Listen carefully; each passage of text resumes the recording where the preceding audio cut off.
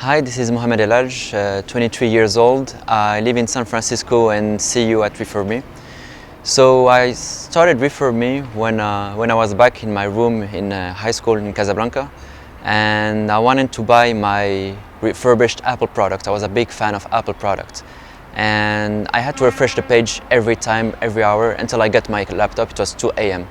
So I found out that there was an issue about getting this kind of product, the Apple refurbished product. So I started developing on my side like a little project that track this product and alert users when it become available.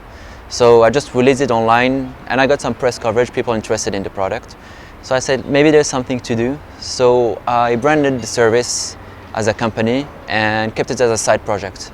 So I went for college in France, in Lyon, and did my master's in UC Berkeley, California. And then when I arrived to the US, I said, okay, maybe this is the time to raise money and make the company grow more. Definitely the difficulties, it was when I was back in high school, I was like around 16 years old, and I had to deal like how I can incorporate the company or how can I make it like as a business.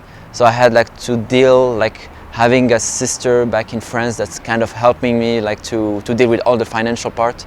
So as soon as I became like, I went to France and I was like 18, I incorporated the company and it started like to become more like a real business.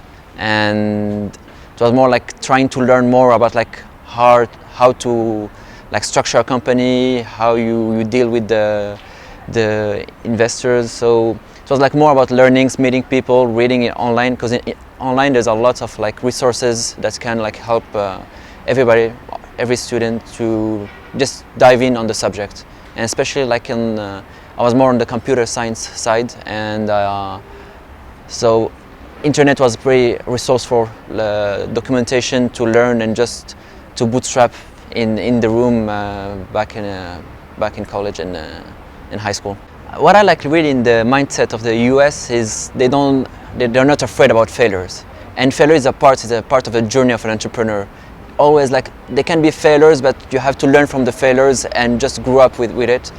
And so for sure, like there's sometimes like some challenges and you feel like some difficulties maybe you won't be able to go through, but it's just a matter of like how you can like speak around, meet people and get like advices, because like you can have like mentors that are very resourceful that can help you and like guide you to the right way.